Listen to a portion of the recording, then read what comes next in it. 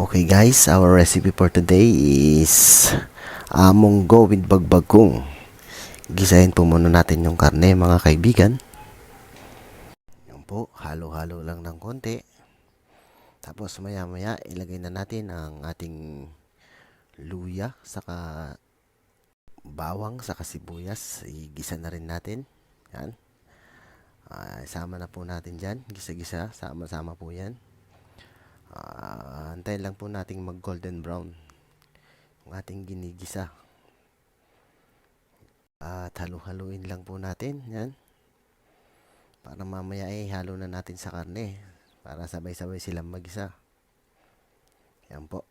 Medyo halu-haluin lang po natin para hindi masunog po yung ating ginigisa. Halo-halo lang po ng konti. Pagka naggisa na po yan, mamaya ilalagay na rin po natin yung ating munggo na napakuluan na po. Nalambot na po yun. Tuloy-tuloy lang po. Yan po. Gisa-gisa lang. Tapos mamaya sasama ko na yung karne na nandun sa gilid para masama na po sa paggisa. Ayan po. Sinama ko na po yung karne na nasa gilid kasi para sabay-sabay na magisa. Tuloy-tuloy lang po yung paggigisa natin. At maya-maya pag okay na po yan, halo na natin yung ating munggo na napakuluan na. Ayan po, malapit na po. Yan, at nang mailagay na natin yung munggo, ayan na po. Halu-haluin lang po natin, baka po kasi masunog yun nasa loob.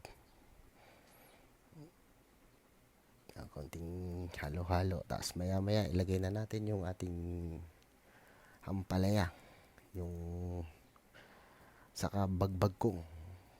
Bagbagkong po ang tawag namin sa Ilocano at saka yung balang ng ampalaya.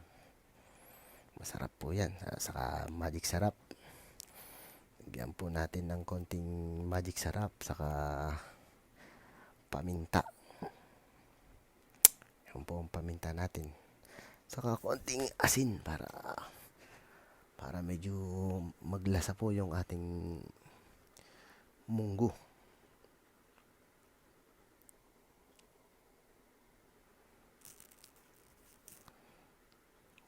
Saka masarap din po yan, lagyan ng konting bagoong para lumasa pa po. Tapos takpan po natin. Pag maya-maya, hahaluin din po natin yan ng konti. Tapos lagay na po natin yung ating ampalaya. Balang na ampalaya po yan sa amin. Yung tumutubo lang po sa mga gilid-gilid. Haluin po natin. Saka mamaya ilalagay natin yung ating bagbagkong, yung sa Ilocano po. Yan na po. Yan po ang bagbagkong. Hindi ko po alam kung anong tawag sa inyo yan, pero dito po sa amin bagbagkong. Ang tawag po dyan, mga kaibigan. Halo-haloin lang po natin, tapos maya-maya takpan natin mga 5 minutes para po maluto rin po yung ating gulay na nilagay.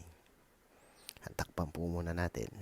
Tapos meron pa pala kaming natirang hipon na maliliit, kaya hinalo ko na rin para pampalasa na rin po. Saka natin takpan. Ayan na po.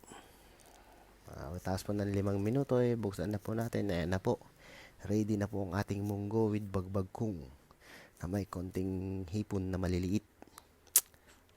Sarap niyan mga kaibigan. Yan po.